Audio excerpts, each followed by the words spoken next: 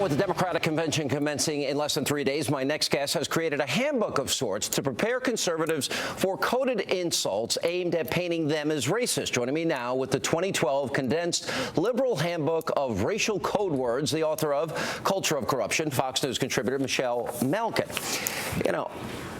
Seeing all the accusations, as we've been discussing, about race in this campaign, probably this is more needed than people think. And I think people may be surprised at some of the words that you have put up here. Let's go through them. Michelle, I'll let you tell us word number one. Yes, word number one, Chicago. Chicago is a code word. Chicago I thought that was a city.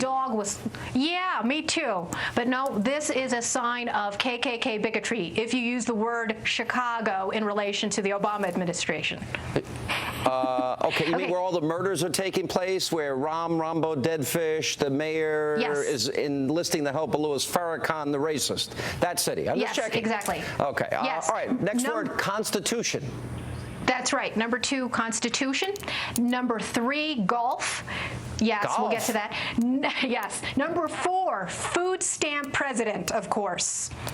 Number five, Obamacare, that racial code word. Number six, believe it or not, kitchen cabinet. Sean. Yes, they have warped. Yes, kitchen cabinet. Mm-hmm. All right, we'll go through these in a minute. Yeah. Number seven, professor. Bill Ayers? Professor is racist. And number eight, you people. You can't say any of these things. All right, let's go. First of all, how is Constitution? What are we supposed to call it? The document ratified in 1787. I mean, what are we supposed to say? How is that racist?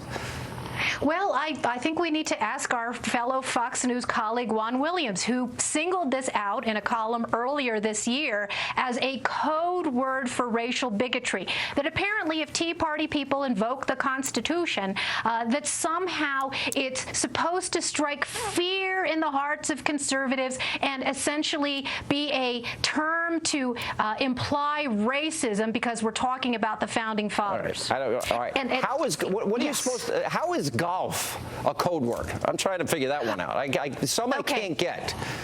This one is a real head scratcher. There's one of these frothing co-hosts of one of these other cable TV stations that has apparently accused Mitch McConnell, who earlier in his RNC convention speech made a joke about Obama on the golf course all the time training for the PGA Tour.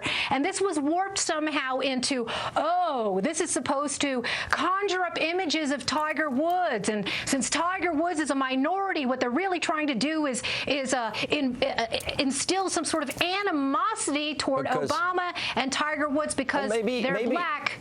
Maybe if he'd meet with his Council of Economic Advisors instead of playing golf 100 rounds or so or more, maybe it wouldn't be an issue. I don't know. Maybe we'll have to come up with a new name for golf.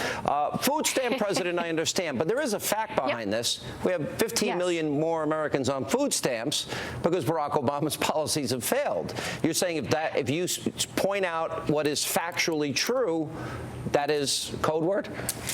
Yes, apparently, even though, as you say, this is the plain reality. And of course, the second fact about this food stamp entitlement explosion is that the majority of people who are on food stamps and on the SNAP rolls are actually white. So there is no intention at all when we talk about how more people are dependent on government instead of having good private sector jobs. There is nothing here about racism, but they've imputed it. And since they've declared it the racial code word definers, we're supposed to all accept it. And I think it's time for all of us to say, no, you're ridiculous. All right, we got to get all these in. Obamacare. I'm still trying to figure out professor, but Obamacare.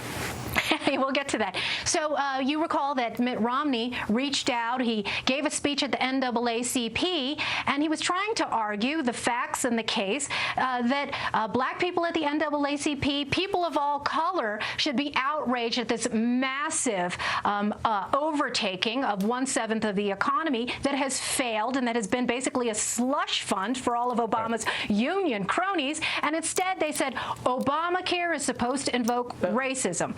All right, whatever. But, probably most of these are coming through an interpretation through the prism of the mainstream media, NBC News. All right, we only have time for these last two, kitchen cabinet, and you have totally stumped me on Professor, although I was thinking Professor Bill Ayers, but help me out. Yes.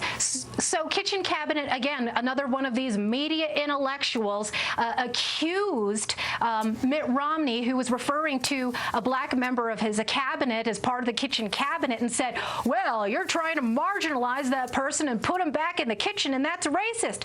Kitchen cabinet, of course, is a term from the 1800s when Andrew Jackson was president. It's how he described his inner circle in the administration, and yet it comes out of the mouth of Mitt Romney. It doesn't matter if he sneezes or coughs or uses a plainly neutral term, kitchen cabinet, completely innocent, and they turn it into some sort of racist discrimination and bigotry. These people are ridiculous. All right, Michelle Malkin, it's getting insane. It's almost like an obsession over at NBC News. We'll have more on this. We'll continue to follow the insanity because they are desperate. And thanks for being with us.